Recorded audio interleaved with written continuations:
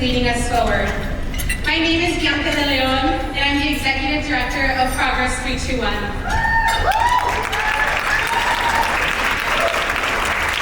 This afternoon, we're especially proud to celebrate the incredible women in health who are shaping the future of the Borderplex region with heart, determination, and vision. It's truly a joy to see so many familiar faces and just as many new ones joining us for this special celebration. Changemakers is co-hosted by Progress321 and El Paso Matters in honor of Women's History Month and the remarkable leadership of women in health. We're both proud to be supporting organizations of the El Paso Community Foundation. At Progress321, we're a vibrant community of professionals from many different industries brought together by a shared commitment to connection, to collaboration, and to a bold vision to make our region the best place to live, work, and create. Thank you for spending your afternoon with us, and now I'll hand things over to El Paso Matters, our incredible partners.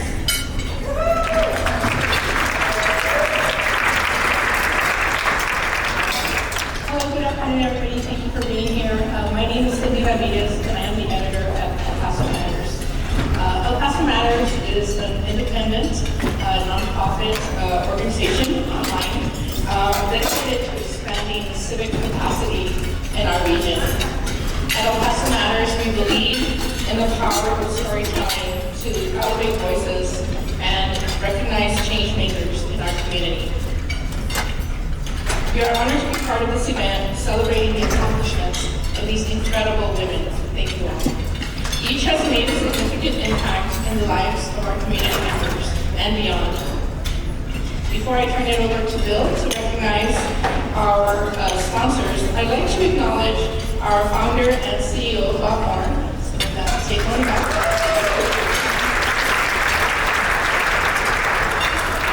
Under Bob's leadership, last month, El Paso Matters celebrated its milestone 5th anniversary. With his passion for journalism in the El Paso community, we look forward to celebrating 5 more and beyond. So thank you, Bob, for your leadership, and thank you, everybody, for being here with us today. I'll now hand it over to Bill.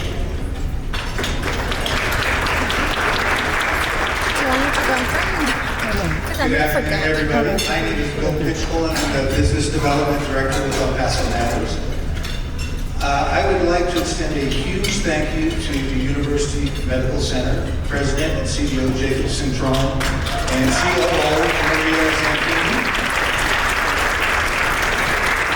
for being a large sponsor, allowing us to celebrate the accomplishments of these incredible women who have dedicated their lives to the health profession. Thank you so much to Texas Tech Health El Paso, Dr. Richard and their team for being a big supporter of this event, as well as always being a big supporter of our work in El Paso. Thank you very much. I would also like to thank Eric Pierce, Catherine Berg, and Rudy Vasquez with the El Paso Community Foundation and their team. They've been change makers all along. Their continued support for our events. They've been there every step of the way, supporting our inaugural event when we celebrated women elected officials. Last year, women in tech, and this year, women in health. And thank you very much to Kindred Hospital and the UTEP School of Nursing for their generous support today.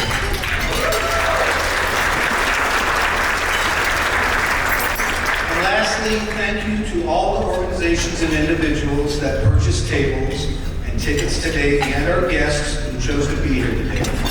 El Paso has some wonderful individuals who you'll hear about today to celebrate, and you all have made this possible. At this time, I'd like to introduce Annalisa Cordova Silverstein, President of Progress321. And Annalisa is going to introduce our guest speaker for the day. Thank you for being here.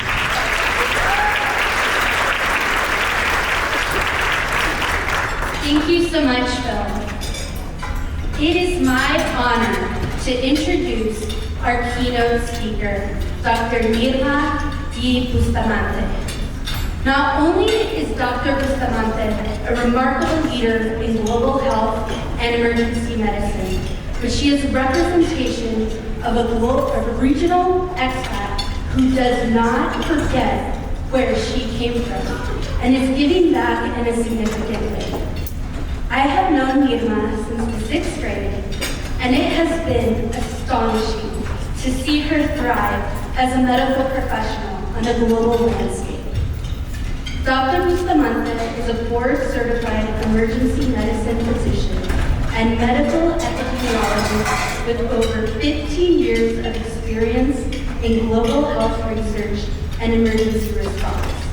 Originally from El Paso, Texas, graduate of Loreto Academy, she earned a BA in biology from Texas A&M cum laude and a Doctor of Medicine from UT Southwestern. Throughout her career, she has worked in international emergency response, tackling outbreaks of hepatitis E, polio, and Ebola in Africa, and contributing to the World Health Organization vaccination efforts. Since 2020, Dr. Bustamante has led the CDC Mexico office, spearheading efforts to combat infectious diseases and enhance national surveillance. She also serves as a clinical assistant professor at Texas Tech Health El Paso, a part-time staff member at the Hospitals of Providence, and has published over 23 peer-reviewed articles. We are beyond honored to have her here with us today. Please join me in welcoming Dr. Nirma D. Bustamante.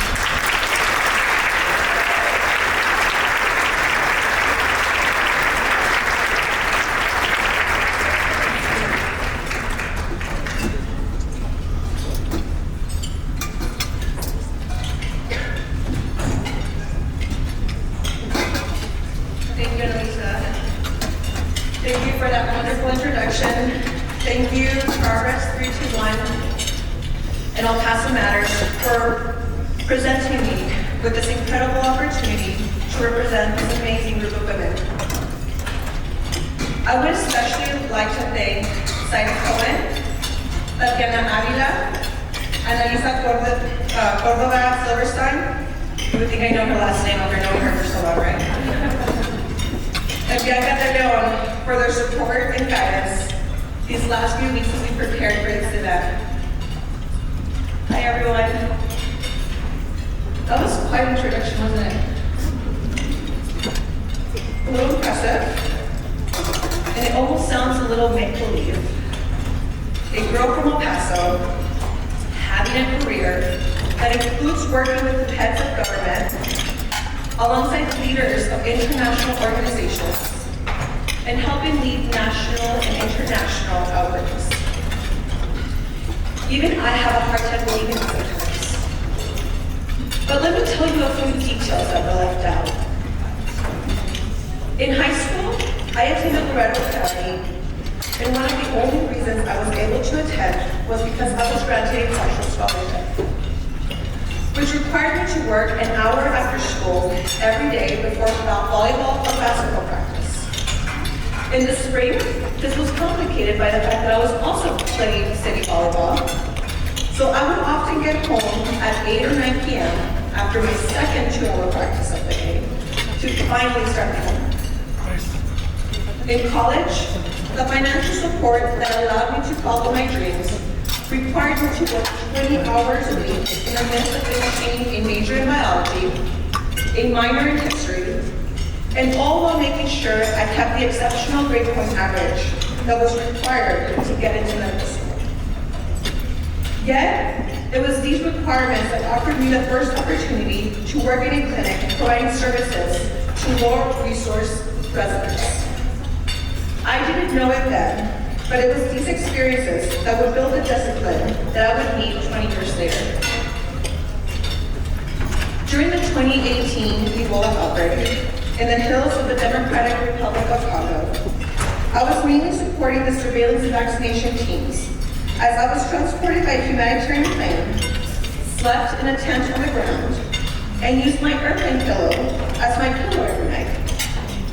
It required me working 15-hour days in very humid weather with only 1 liter of water that was allotted to each staff member. There was enough food to eat a can of sardines and a piece of bread every morning, and we were offered 1 dinner plate each night. It required immense focus as I worked hand in hand with local epidemiologists to prevent the outbreak from spreading over international borders. In those moments, the privileges of the Western world take a back seat to the mission, especially when you see the inspiring endurance of the people whom you are working with, the talent and skills you are surrounded by in working with the local staff who deal with these conditions as their norm. You feel privileged to have the opportunity to support their efforts. The experience of working my student hours in a clinic in college also ignited a light of realization of how I could utilize my knowledge in health beyond my own surroundings. It was the same realization that propelled me as I provided care to Syrian refugees in Greece and supported health initiatives of displaced populations in Uganda. As I was bestowed the responsibility of caring for an entire refugee settlement, a weight that felt staggering at times, it was my life's journey that had prepared me for those moments. Moments that have also allowed me the honor of coexisting with these families. Looking at my path now, often, one of the things that stands out the most is the fact that I attended UT Southwestern Medical School and Harvard for emergency medicine residency, both prestigious institutions in medicine. Today, it still feels like a dream. It was a dream then, and one which I was told multiple times was too big for a girl like me. My senior year in college, my counselor recommended that I withdraw all of my medical school applications because she felt my NCAT score was not good enough. I was told to take a gap year and try again the following year. Due to my mom's constant support, who's actually here with us tonight,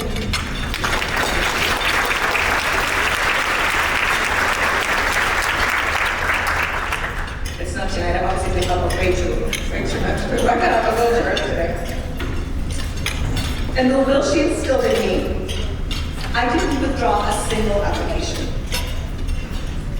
I did only receive 4 interviews out of the over 30 applications I submitted, and was actually waitlisted at first.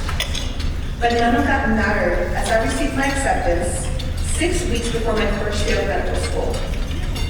While at Southwestern, scholarships and grants were the only reason I was able to survive.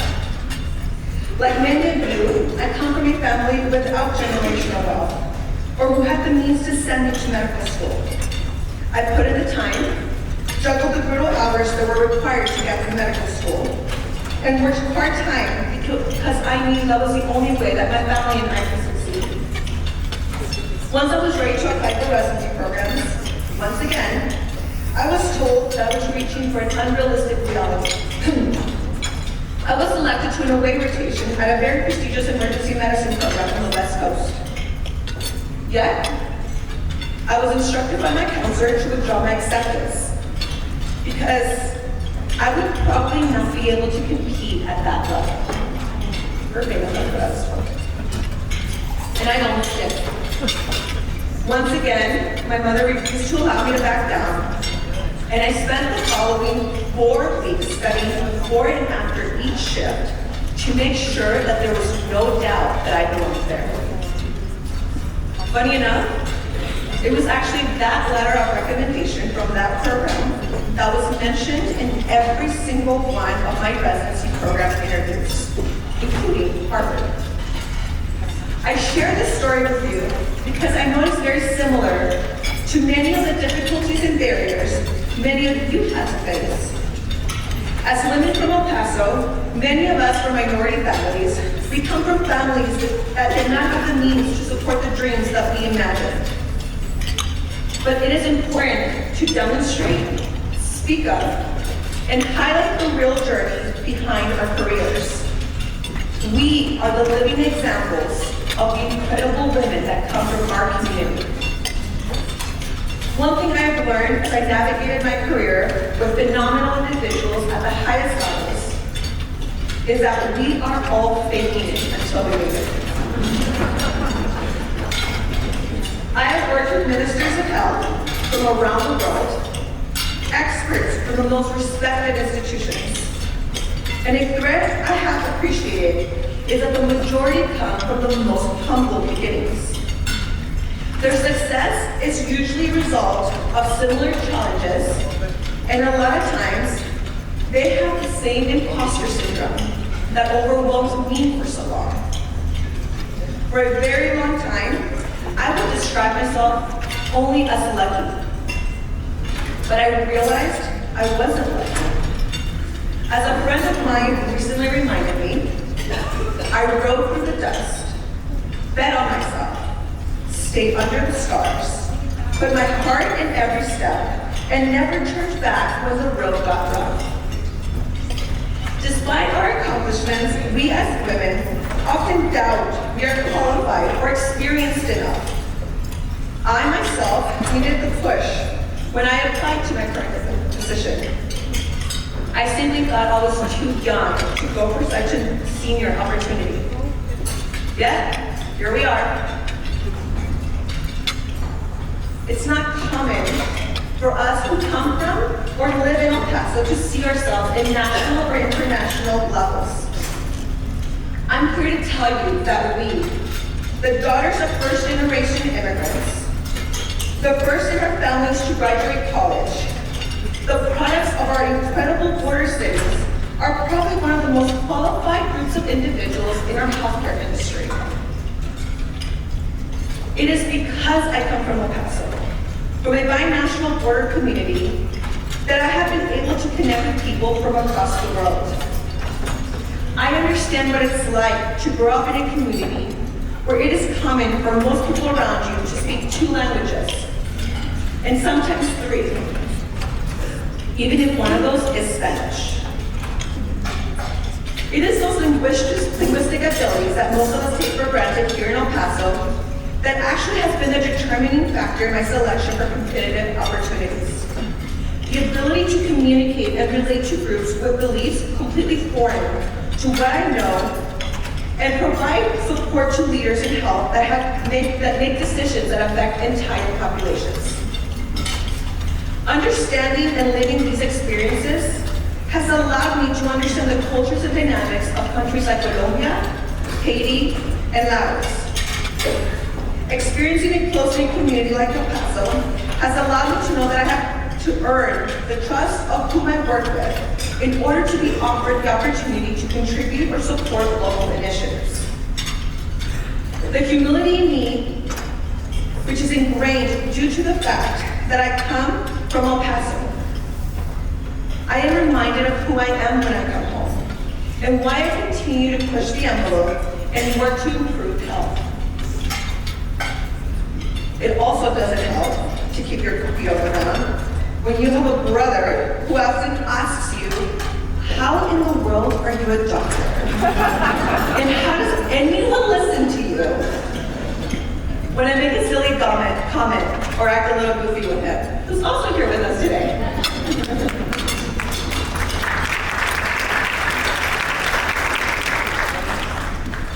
He hates being put in public, so I'm just getting him back. Whether you are a man or a woman, we all know that healthcare is not easy to navigate. It requires years of dedication, experience, grit, long hours, and flexibility, often in difficult environments. In my point of view, this is no different than the factors we deal with as women in everyday society. Whether in healthcare or not, women require these skills due to our role as the foundation of our society. We are the ones who take care of our parents, our siblings, our partners, our kids, and friends, often all at once.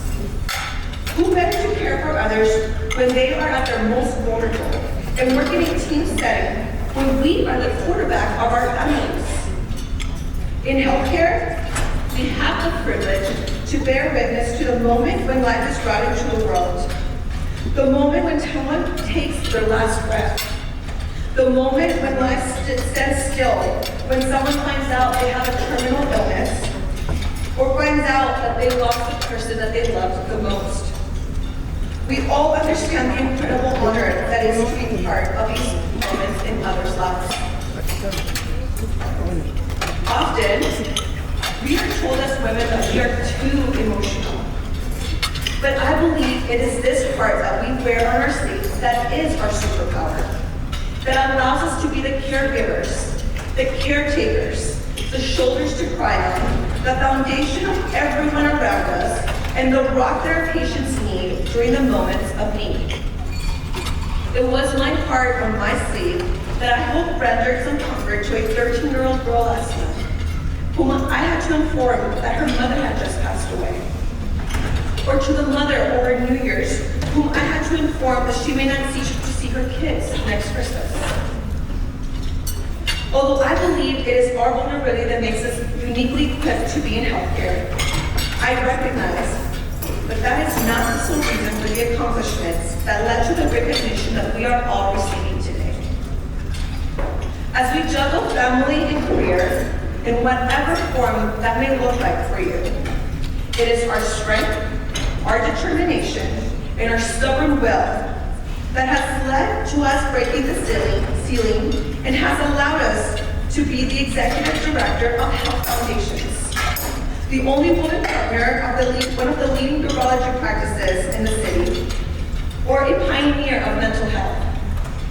The vice chair, the chair, the associate professor, and the dean of the health institutions that our communities rely on, and the chief operating officer or chief executive officer of the regional hospitals and health systems that care for our families. We in this room know firsthand the trails that we have had to blaze and the doors that we've had to knock down. We all know firsthand the feeling of being the only woman in the room. The moments when we must prove our knowledge, skills, and experience time and time again, simply because we're standing next to the opposite sex. I cannot tell you how many times I've had to remind colleagues across a diverse group of scenarios that I am more than qualified, simply because I do not look like the stereotypical character they imagined in that position. So many times I've had to remind patients that the young man standing next to me is a resident and graduated medical school last week. When they turn to him to confirm that he agrees with my medical regulations. Like you, I've had those moments when the degrees I have earned and the experience that I bring is shadowed by the judgment of what I may or may not be wearing. The fact that I may not be wearing a single drop of makeup that day, or the fact that I am perceived that I should not be wearing any lipstick on the days that I do. Obviously that last one didn't stick around. For inspiration, I sometimes look at the same plaque I've had by my door since I was in college. It says, "She packed up her potential and all she had learned, grabbed a cute pair of shoes," got them on today, "and headed out to change a few things." I know I'm preaching to the choir. I knew that none of these examples are exceptions, but the rule that marks the daily experience in our field. For those of you who have started to look at the next chapter in your lives, look back at your experiences from 20 or 30 years ago. These examples may seem laughable compared to the environment that you endured. So I want to thank you. Thank you for creating a path for someone like me. Thank you for making it commonplace to be a woman in health, and for forging the trail that women like me simply walk in instead of have to fight for. I hope one day I can sit where you are and look back with the same pride of what my life's work has created. Whether you are in mid-career or look at the type of requirement, I want to leave you today with something that until only recently I have not realized for myself. Because of the success that I have had, I've had moments in my career when I've been apprehensive of changing my own path, afraid of losing everything that I have accomplished. When I feel like I'm letting myself down or society down, or making a career choice that a woman in my position just shouldn't make. I've boxed myself in by the restraints of my own success. For example, in my current career in public health, this was never the plan. As I trained to become an emergency medicine physician, I thought I would be going straight into academics for the rest of my life. As I finished my fellowship in international emergency medicine at Harvard, I thought I had made it. I had accomplished my dream. But then I was introduced to the field of public health. Before then, I would not have been able to tell you the difference between public health, epidemiology, or clinical medicine. And now, my current track has been unimaginable. The most wonderful, surprising, and eye-opening experience of my life. During my last few minutes with you, I want to acknowledge one last thing. I know that each and every one of you could have delivered this keynote speech. I'm grateful for the opportunity to represent you and provide a few words of wisdom that I hope continue to encourage your paths. Act as a small token of cheer in those moments of doubt, or the last piece of inspiration that you need to go to for your next promotion, or break the ground on your next adventure. I recognize the talent and accomplishments that you sit with today. But maybe you want to expand your horizons, seek opportunities at a more regional, state, national, or even international level. So, go for it. Go for the closed door that you may have been a little apprehensive about in knocking. I am often asked what I think contributes to my success. It is the fact that I am not afraid to fail. I never expect to succeed the first time around. I often throw myself into opportunities knowing that it will take a few times. I prepare for failure. I prepare to learn from falling on my face, having no ego or pride, and standing up and going for it over and over and over again. So go fail at your next adventure. Go fail at your next exploration. I do suggest that while you do, walk into every room and every opportunity like you own the room. Make space for yourself, because we all know no one else in that room full of black suits will make room for the brightness that you carry. I'm grateful because I've had women in my life, incredibly strong, intelligent women that have been my mentors, who have taught me to grab a chair and create space for myself at the table. It has not always been as easy, and it is often very overwhelming. But put on that poker face and make them believe that you belong. Growing up on TV and across media platforms, we're fed with a falsehood that for a woman to consider herself successful, she has to have it all. She has to have a husband, the kids, the career, and be able to juggle all of it. All while looking perfect, and this part's very important, always with a smile. Well, I've come to realize that as women, we can have it all. We can have anything and everything that we choose to have. The key concept in that sentence is choice. Having it all for me may look very different from every single one of you. And I consider myself very lucky because I do have it all. Although it looks very different from the picture-perfect facade since we grew up. Standing before you today is a single mom by choice who is 5 months pregnant with her second child through IVF. And I can tell you that I don't have the pick of facts. And there are many days where I am not juggling any of it. I often laugh at myself when I'm part of a very serious discussion or coordinating a response of a high-impact outbreak.